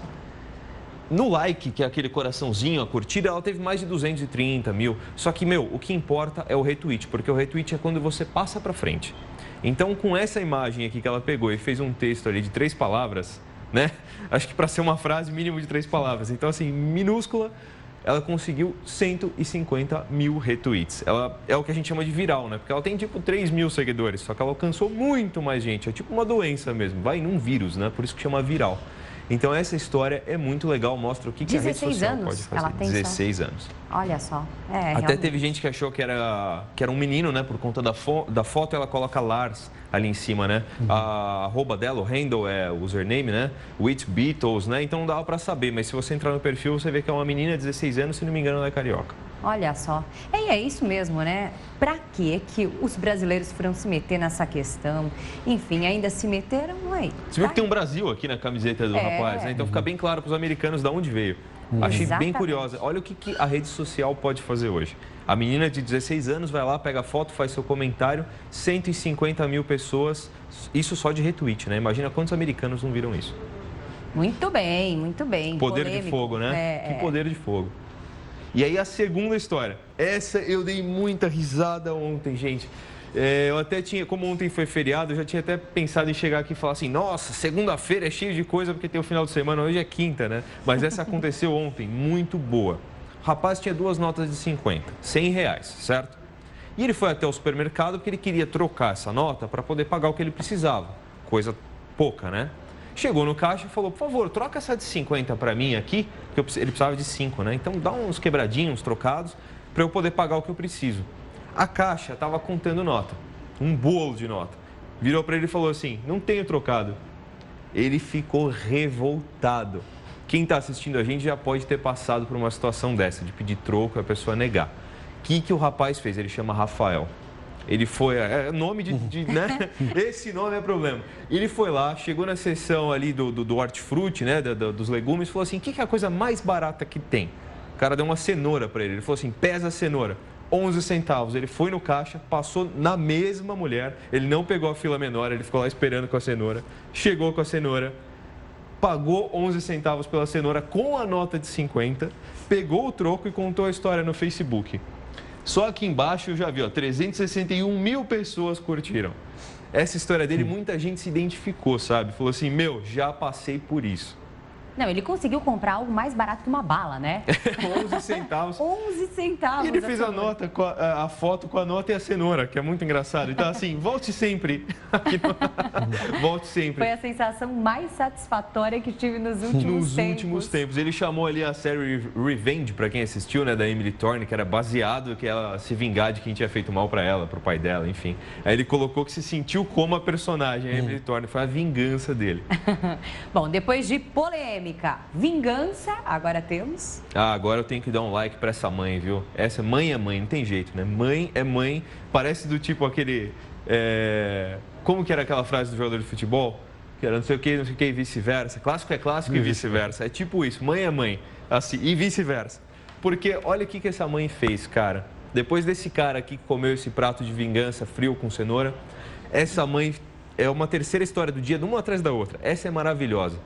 Ela tem um filho, o menino chama, acho que é Malon, se não me engano, ele é americano, mora acho que é no Oregon. E aí até os 7 anos ele foi educado em casa. Aí aos 8, que é o que ele tem agora, ele foi para a escolinha.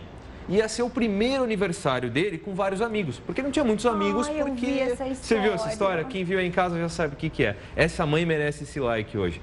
Porque o que aconteceu? Primeiro aniversário dele com muitos amigos, 8 anos, a mãe fez aquela festa caprichada, fez o convitinho. Olha o que aconteceu. Vamos colocar essa primeira foto, olha o resultado da festa. Ninguém. Fiquei com vontade de chorar. Ninguém veio para a festa do menininho. Essa é a foto dele com a mesa vazia, a mãe fez convitinho, pediu aquele famoso RSVP, quando você em casa é convidado para casamento, acho que deve chegar a coisa para você, que é para você confirmar, sabe? Quando ligam, perguntam, você vai mesmo na festa? Ninguém confirmou, ninguém deu a mínima para o rapaz, ele ficou sozinho. O que essa mãe fez? Não queria deixar ele triste. Então, falou assim, qual que é a coisa que ele mais gosta? Boliche. Vamos todo mundo da família aqui pro boliche para ele ficar feliz. Aí a gente mostra para vocês agora uma das fotos que ela colocou dele no boliche. Ela com o bonezinho do Pokémon, foi lá jogar, que tem umas pistas de boliche, né? E aí o que aconteceu? Ela postou a foto e o caso no Facebook.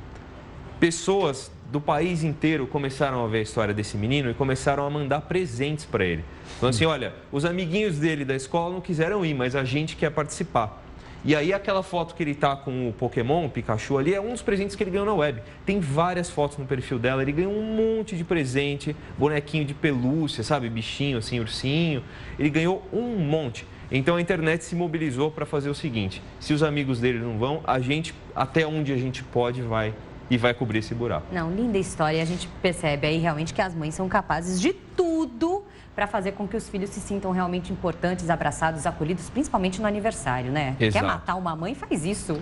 Ela ficou muito chateada, ela fez um texto muito emocionante, assim, falando, olha, partiu meu coração, sabe? Porque o primeiro aniversário dele com os amiguinhos, crianças, porque os pais, de repente, ela falou assim, começa o texto falando assim, vou tentar não culpar os pais, porque não custava nada ter ligado e avisado, olha, a gente não vai poder ir, tá bom? Se prepara que não vai. Não aconteceu isso, só que a internet veio e cobriu esse buraco. Então, olha o que a gente teve só para hoje. A menina que estourou nos Estados Unidos, o cara com a vingança da cenoura e essa história emocionante da mãe. A internet é muito legal mesmo. Por mais RSVPs, então. Por mais RSVPs, tá, gente? Tá ótimo, Calixto. Então, até amanhã com outros destaques. Com certeza vai ter muito mais história legal sobre rede social. Até amanhã, gente. Legal, Calixto. Até amanhã.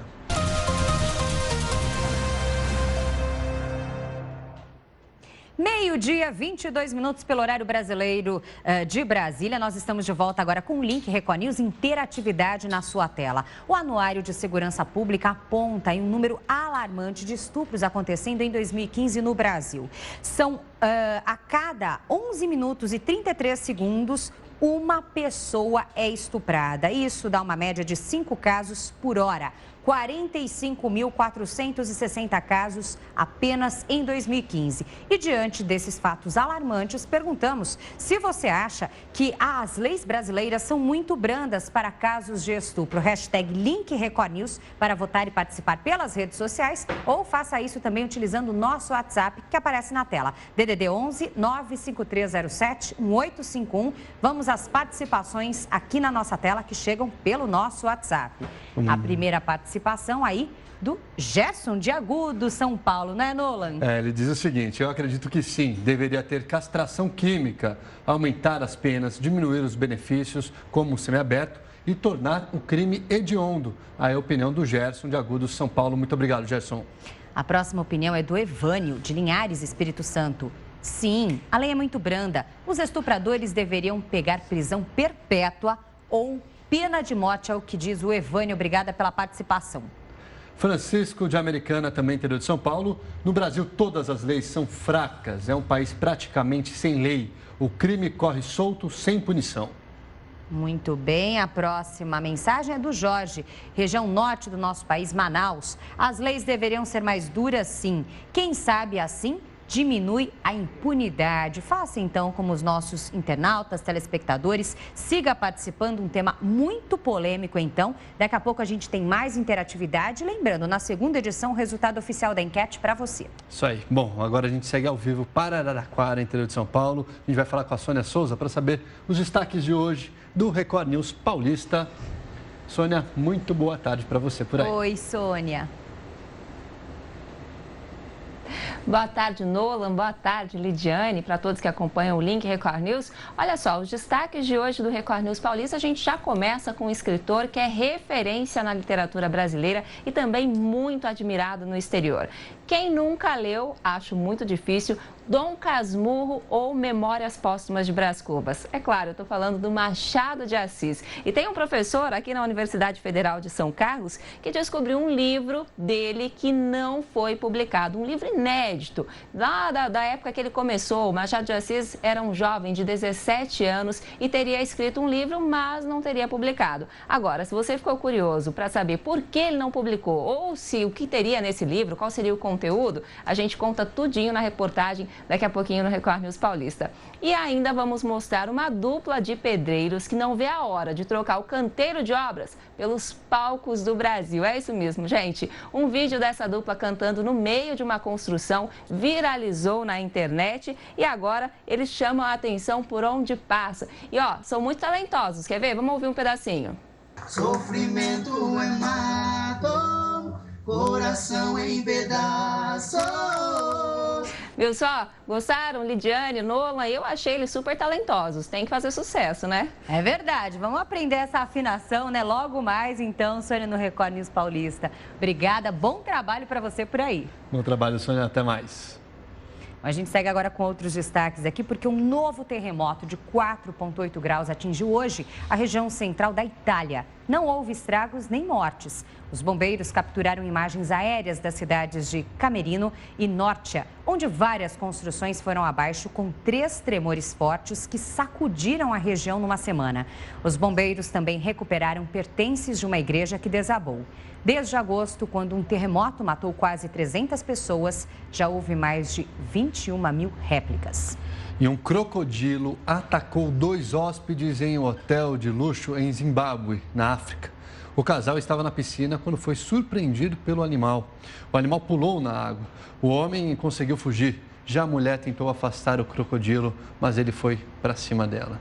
Quando ela saía da piscina, acabou sendo mordida. Um outro homem chegou para tentar salvá-la. A mulher, que é australiana, teve cortes no cotovelo, no ombro e nas costas. Que susto, hein? Bom, agora a gente volta com interatividade. O tema da nossa enquete de hoje coloca aí como referência os dados do Anuário de Segurança Pública. Esses dados apontam realmente um número alarmante de estupros cometidos no Brasil apenas no ano de 2015. Uma pessoa foi estuprada a cada 11 minutos e 33 segundos no Brasil. Diante desse fato, perguntamos para você se você acha que as leis brasileiras são muito brandas para casos de estupro. #LinkRecorNews pelas redes sociais para votar e participar, ou utilize o nosso WhatsApp para colocar o que você pensa, a sua opinião, aparece aí na tela para você. Então, a gente vai dar uma olhadinha aqui como está a participação do nosso público. Cláudio, de Santa Cruz, do Rio Pardo, São Paulo. Castração química não resolve, na opinião dele. A maldade está na mente. Prisão perpétua ou pena de morte resolve. Essa é a opinião do Cláudio. Obrigado. Tem mais mensagens de Ivanildo, de Cotia, São Paulo. Sim, a justiça precisa ser mais rigorosa. Assim, esses bandidos pensariam antes de cometer esses crimes. Obrigada, Givanildo. Alfa, de São Bernardo do Campo. Nosso país tem penas muito brandas, não só para estupro, como para tráfico de drogas, sequestro, entre tantos outros que detonam não só as vítimas, como as famílias e a sociedade. Vergonhoso. Alfa, obrigado pela sua participação aqui no Link Record News. Agora vem a mensagem da Maura, de São Paulo, capital.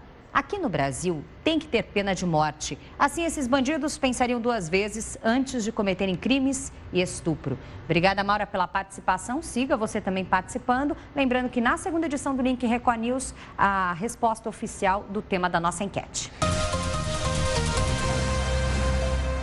Link Record News de volta na sua tela agora, 12h34, horário brasileiro de verão.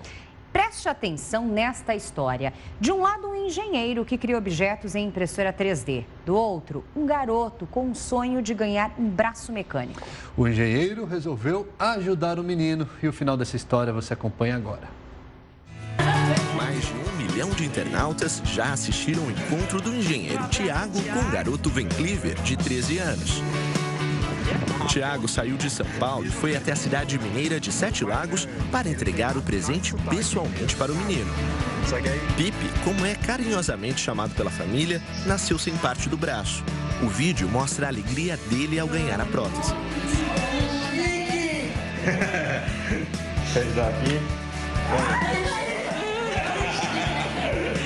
A história deles começou há um mês, quando o Tiago ficou sabendo do sonho do garoto de ter uma prótese. A vontade do menino era tanta que ele tentou montar 2 sozinho.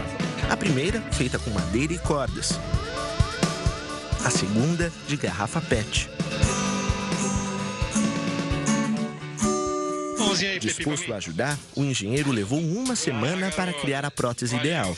A peça ganhou as cores do Homem de Ferro, o super-herói preferido de Pipe. Com paciência e muito treino, o menino já consegue segurar os objetos. Garoto. Você é fera, hein? No primeiro encontro, a nova amizade entre eles foi selada com um aperto de mãos e um abraço de gratidão. E aí, gostou? No demais!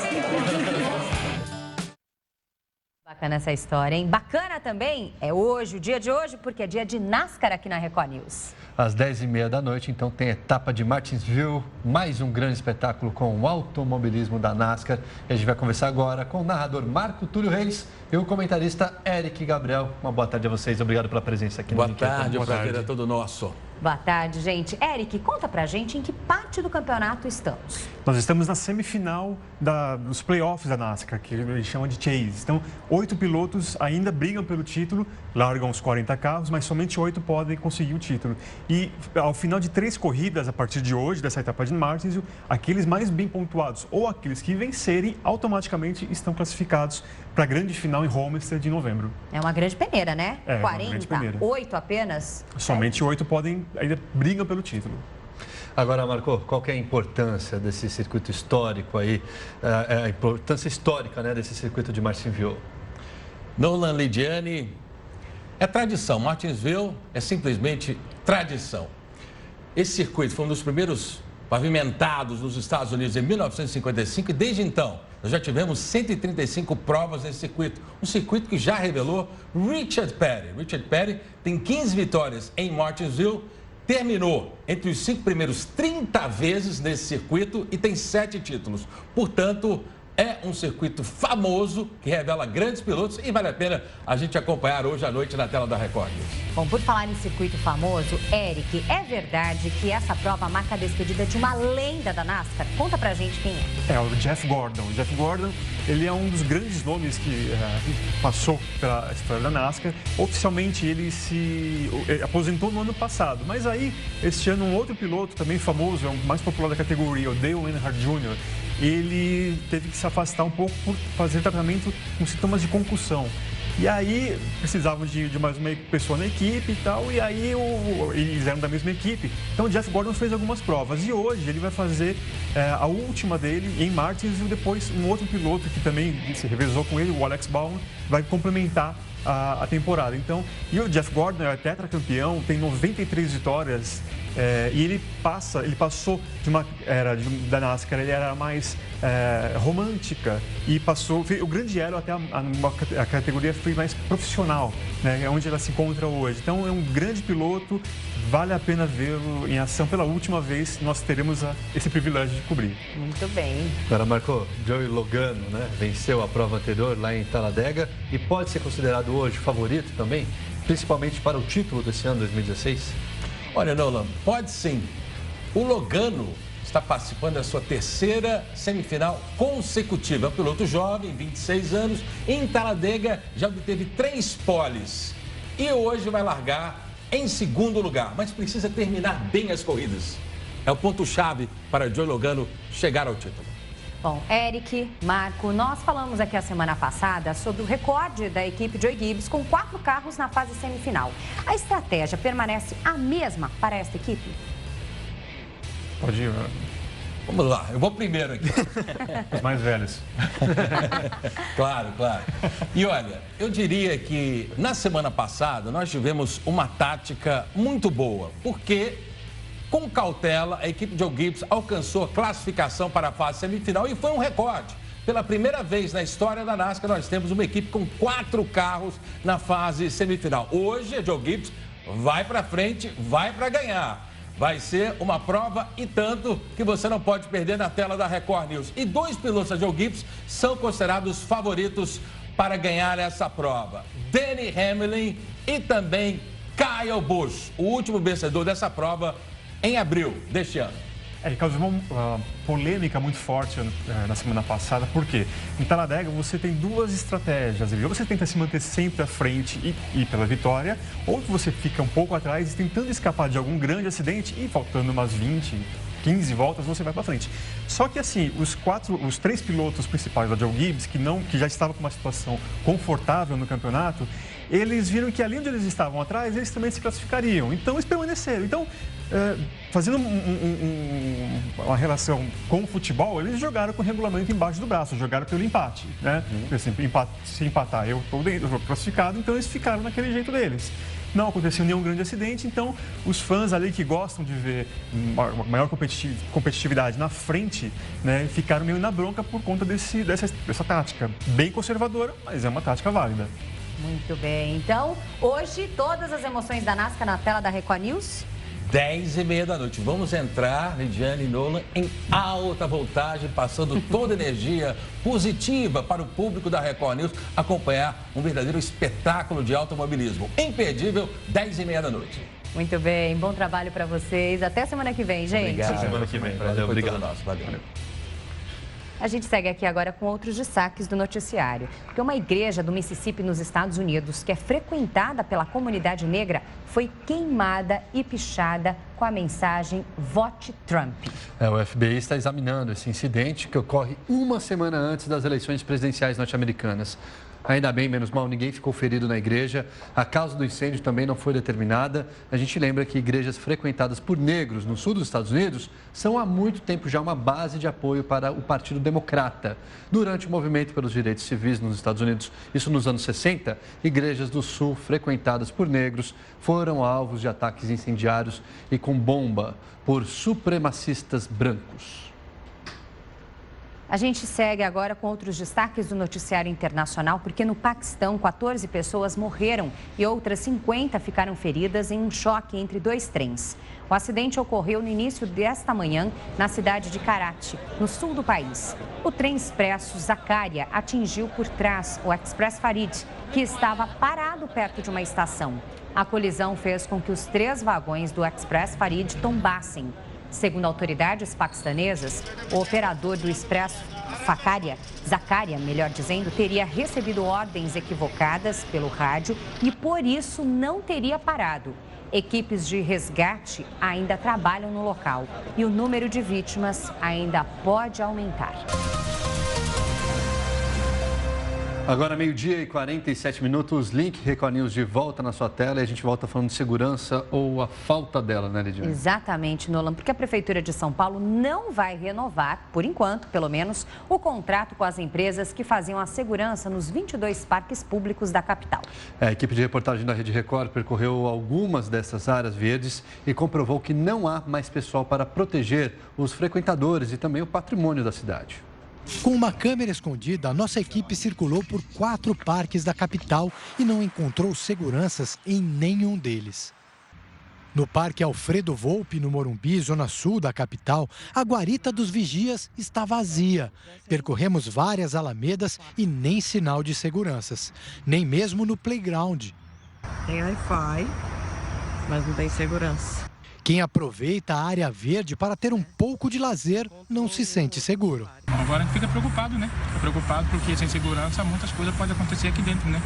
E eu tô com criança pequena, sobrinha da minha esposa, e eu não sabia que não tinha segurança aqui, senão não tinha adentrado tanto para dentro da mata, né? Então já não tem segurança nas ruas de São Paulo, não tem segurança no nosso estado. Aí de um parque que nem esse vão tirar segurança, é um motivo a mais para não colocar mais o pé aqui tão cedo, né?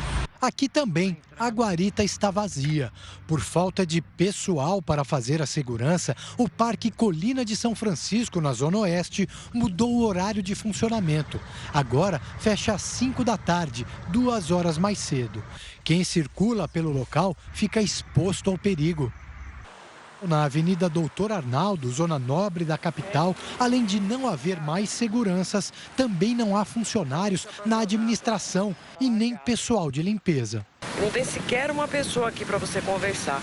Administração, tudo trancado. Na segurança, ninguém. Não tem funcionário nenhum aqui. As lixeiras estão cheias, a sujeira no chão. O muro está rachado, o que mostra a falta de manutenção. Quem frequenta o local está indignado. Acho que é a falta de respeito com o público. Acho que... Você acha que se tivesse segurança, a situação podia ser outra? Podia ser outra, né? Bem melhor. Parque Buenos Aires, na Avenida Angélica, uma ilha verde entre os prédios do bairro de Higienópolis. Aqui, o horário de funcionamento também mudou. Era das 6 horas da manhã às 10 da noite. Agora é só até às 7 horas. Eu acho muito errado, porque São Paulo é bem escasso, né? As áreas que você pode se divertir, pode espairar um pouco a mente, né? Ficar mais relaxado. E fechando mais cedo é menos lugar ainda para as pessoas estarem bem, né, no momento com elas. Mesmo sendo um espaço com obras de arte e tombado pelo patrimônio histórico e ambiental de São Paulo, os seguranças também sumiram da área. Acho falta de responsabilidade ainda, porque se alguém quer fazer alguma coisa aqui dentro, vai pular o muro e vai ficar aqui dentro à noite ainda, né? Então vai usar droga, vai dormir aí dentro, sei lá o que vai fazer. Então assim... É um risco que se corre, né? É o risco que se corre e eu acho que a gente não pode ficar quieto, não. Sem saber que está sendo gravada, uma funcionária conta que não é só vigilantes que estão faltando. À noite aqui a gente está sem luz desde que mudou o horário de verão. Eles são, acho que mais ou menos uns 3, 4 parques, está tudo no escuro. Algum gerador lá deu tchutchu. A servidora admite que tem medo de entrar no parque quando chega para o trabalho. Eu vim abrir às 6 da manhã no domingo, estava preto, eu fui por fora do meu carro. Porque eu fiquei com medo de estar aqui dentro. Quando começou a clarear, eu entrei, porque 6 da manhã quem entra é morador de rua, quem faz ginástica é morador de rua. A funcionária municipal também faz um desabafo que resume o que todos sentem sem a presença de seguranças nos parques. E aí quem sai prejudicado somos todos nós. Com certeza. Eu me canso de ficar policiando também. Os parques da cidade de São Paulo devem permanecer nessa mesma situação pelo menos até o fim do mês de novembro. A prefeitura suspendeu o contrato com as empresas de segurança, que já haviam deixado de prestar esse tipo de serviço desde o último mês de agosto. Na época, a prefeitura alegou que as empresas estavam retirando funcionários dos parques para forçar um aumento no valor dos contratos. Os efeitos negativos dessa falta de vigilância são percebidos pelos usuários ou sentidos em alguns casos. Então, olha o cheiro de maconha que está aqui no parque, né?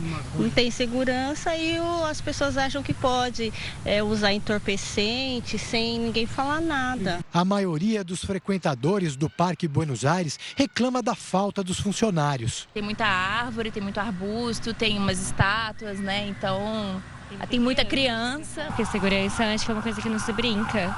A gente está sempre aqui e sempre pode acontecer alguma coisa. Marcos trabalha como porteiro na vizinhança do parque e acompanha de perto os problemas que os frequentadores andam enfrentando. Nós aqui é mato. Se você, durante o dia aqui, essa hora, 5 horas da tarde, 6 horas, se você tiver com celular, você fica sem. Porque aqui eles roubam com força mesmo. Ninguém consegue fazer nada. Não, porque a segurança está precária, a segurança está a desejar, né? Um lugar que a gente quer, normalmente, um lugar de lazer, né? A gente quer ficar tranquilo. Então, se não tiver segurança, não tem muito o que fazer. Perde o sossego, você? Com certeza. 12h57 pelo horário brasileiro de verão. Estamos de volta com o Link Record News e interatividade para você. Interatividade, nossa enquete do dia, né? O Anuário Brasileiro de Violência mostrou que em 2015, 5 pessoas foram estupradas por hora aqui no nosso país. E aí a gente pergunta para você o que você acha disso. Se você acha que a lei contra os estupros é muito branda aqui no nosso país, você pode participar votando ali na hashtag Link Record News pelas redes sociais, pelo Facebook, pelo Twitter e também pode participar com a gente pelo WhatsApp. O número aparece aqui na sua tela, DDD 11 95307 1851 e a gente tem participação já do nosso telespectador, nosso internauta. Vamos dar uma olhadinha. Vamos lá, a primeira participação chega aqui do Tim, lá de Minas Gerais. Sim, deveria ter castração química para os crimes como estupro. Dentro da cadeia, eles ficam bonzinhos. Quando saem temporariamente, voltam a atacar. Obrigada, Tim, pela participação. Rafael de São Paulo, capital, não. As leis brasileiras são referências no exterior. O que falta são organizações que façam a lei ser cumprida. Aí é a opinião do Rafael. Ele diz que lei existe, ela só não é aplicada. A Lorena, de Minas Gerais também, uma outra região aí de Minas, Araguari, compartilha com a gente o seguinte: é necessário mudar a lei penal no país como um todo. Mudar não apenas para leis mais duras, mas para que elas sejam mais eficazes quando aplicadas. Obrigada, Lorena. O Ismael, do Rio de Janeiro, manda o seguinte: a lei brasileira está defasada e precisa de correções em sua legislação. A de estupro deveria ter a castração do praticante. Muito obrigado, Ismael. Siga participando, colaborando na segunda edição do Link Record News, tem mais interatividade para você. Esta edição do Link Record News fica por aqui. Quer sugerir algum assunto para o jornal? Mande uma mensagem para o nosso WhatsApp, participe nas redes sociais. Lembre-se sempre de utilizar a hashtag Link Record News. Acesse também a nossa página no Facebook, no nosso Twitter. Entre na página da Record News no portal R7. O Link Record News vai ao ar de segunda a sexta-feira em 2 edições, às 11 da manhã. E também está de volta às 3 horas da tarde. Record News, informação para você crescer. Até mais. Tchau. Tchau, tchau.